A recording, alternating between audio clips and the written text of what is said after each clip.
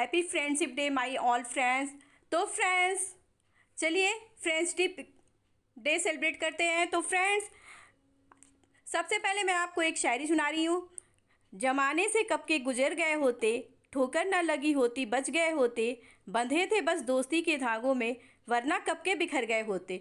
जी हाँ फ्रेंड्स, हम दोस्ती के धागों में ही बंधे हैं, वरना कब के बिखर गए होते।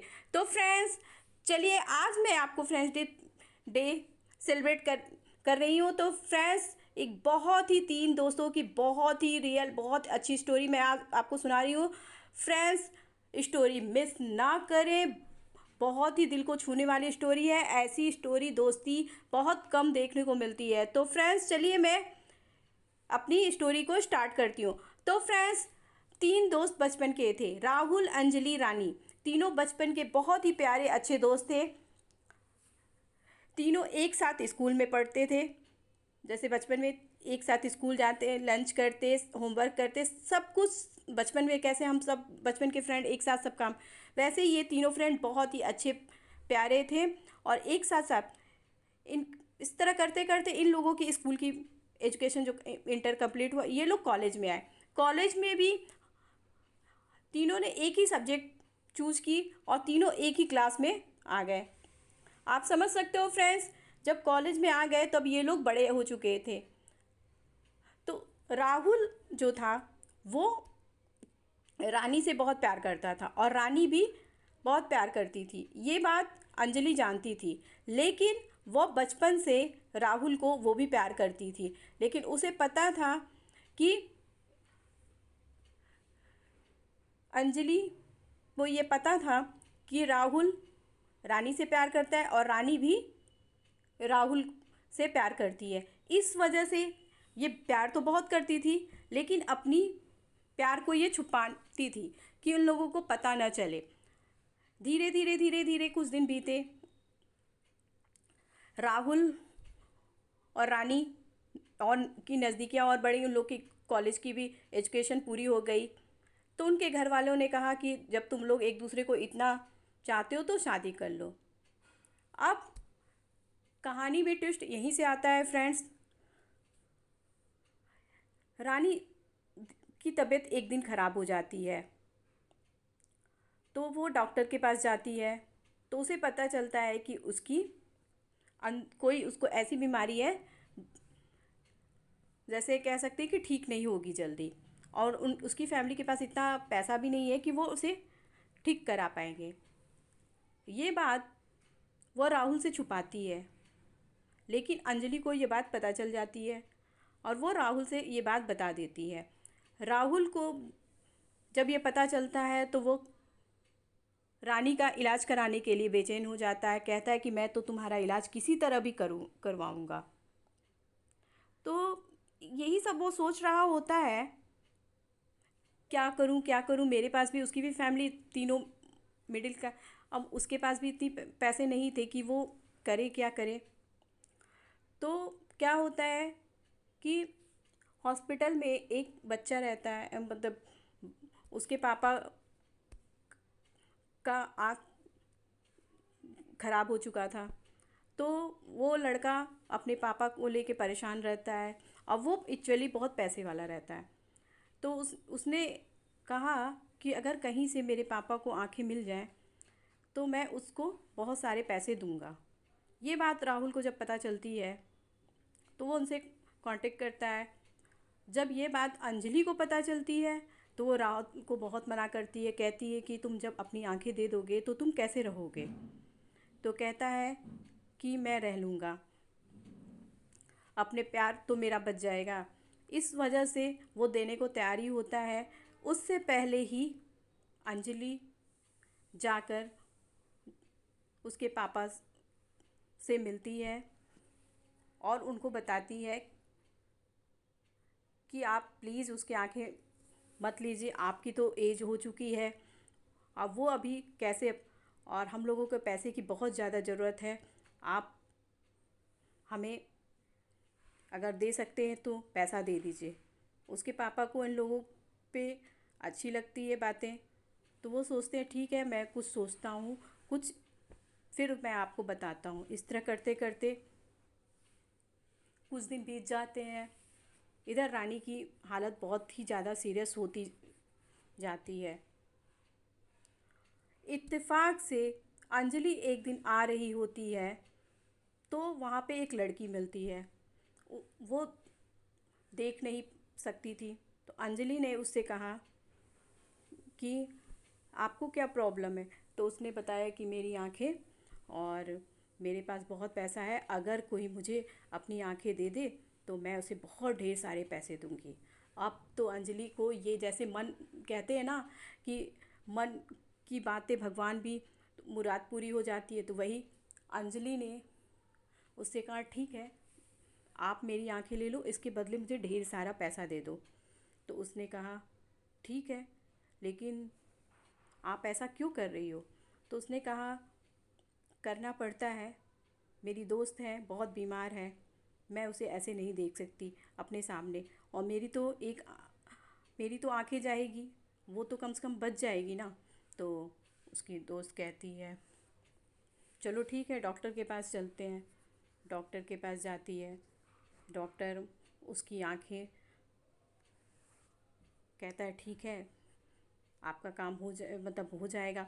वो आंखें वो अपनी उसकी डोनेट मतलब दे देती है।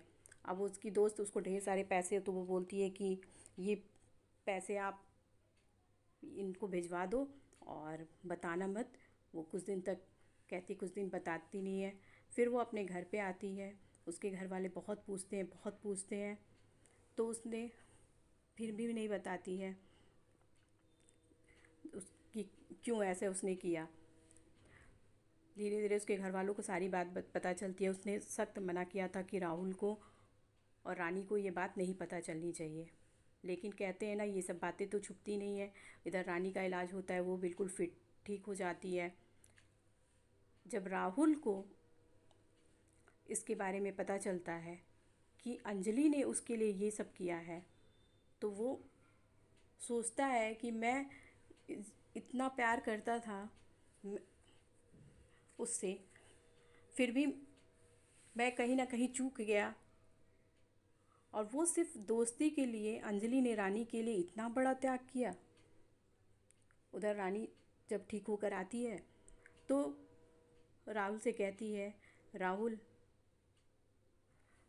अंजलि ने जो हमारे लिए किया उसे तो मैं कभी भी चुका नहीं सकती, लेकिन उसके घर वाले और सारे लोग बहुत परेशान हैं कि अंजलि ने तो ये कर दिया अपनी दोस्ती के लिए। उसने अपने बारे में ज़रा सा भी एक बार नहीं सोचा कि उसकी लाइफ का क्या होगा।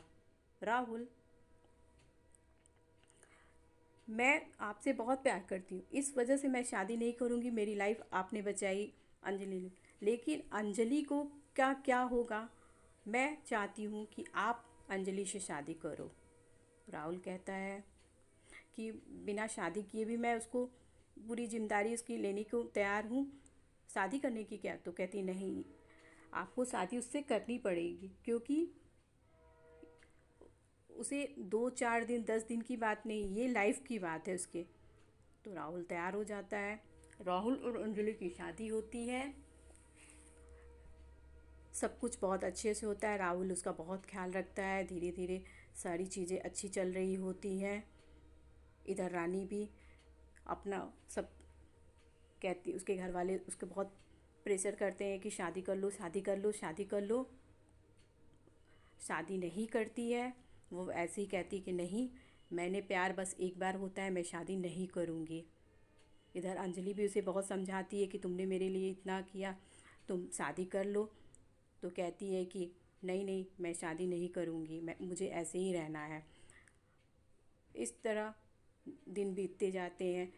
4 साल बीत गए, तब भी रानी ऐसे ही रहती है, शादी नहीं की रहती है। और राहुल इधर उधर एक अच्छी कंपनी में जॉब भी लग जाता है, सब कुछ उसके पास हो जाता है। अंजलि को एक बच्चा भी हो जाता है, तो भी रानी ऐसी ही रहती है। इत्तेफाक से एक दिन अंजलि की बहुत ज़्यादा तबीयत ख़राब हो जाती है। राहुल ऑफिस में रहता है, तो उसने रानी को कॉल किया। रानी आती है तो उसने कहा कि रानी, मुझे लगता है कि मैं बचूंगी नहीं। तो रानी कहती है क्यों? तो कह रही मुझे लगता है मैं बचूंगी नहीं। तुम मुझसे वादा करो कि तुम मेरे बच्चे का और राहुल का पूरा ध्यान रखोगी और राहुल को इस बारे में नहीं पता होगी कि मैंने ऐसे कहा है। कहती है ऐसे कैसे हो सकता है? कहती है नहीं नहीं, तुम्हें मेरी कसम है, दोस्ती की कसम है। तो रानी को मजबूरी होके कुछ उससे नहीं प्रॉमिस कर लेती है। धीरे धीरे अंजलि की तबीयत ख़राब होती जाती है। ऐस एक दिन बहुत ज़्यादा जब तबीयत ख़राब होती है तो राहुल उसे डॉक्टर के पास ले जाता है। डॉक्टर ने कहा कि आपने इन्हें पहले क्यों नहीं लाया? तो क्या क्यों? क्या मैंने तो इनसे पहले ही कहा था कि आप, जब इन्होंने अपनी आंखें डोनेट की थी उसी समय इनको बॉडी चेक करने पे इनको ये बीमारी थी। उसी समय अगर ये इलाज अपना करा लेती उस पैसे से तो शायद ये बच गई होती, लेकिन इन्होंने ऐसा नहीं किया और अब तो बहुत देर हो चुकी है। अब इनके पास कुछ ही दिन बचे हैं। राहुल को तो जैसे लगता है कि मान करंट लग गया हो। वो रानी को फ़ोन करता है, रानी आती है, रानी को सारी बातें बताता है वो। तो रानी कहती है कि मुझे भी 2-4 दिन पहले ही इसने बताया, मुझे भी ये बात नहीं पता थी। तो राहुल, तो देर हो चुकी है, अब तो इसके पास पैसा तो इतना हो गया था लेकिन इलाज का भी कोई फ़ायदा नहीं था क्योंकि उसकी बिल्कुल बॉडी अंदर से डैमेज हो चुकी थी। तो राहुल कहता है कि जितनी दिन की भी इसकी लाइफ है मैं इसे खुशियों से भर दूंगा। वैसे भी उसकी लाइफ में बहुत खुशियाँ रहती है। तो रानी और राहुल मिलके उसको खूब एंजॉय कराते हैं, खूब अच्छे से। एक दिन ऐसा होता है कि ये सब उसे बात कर रहे होते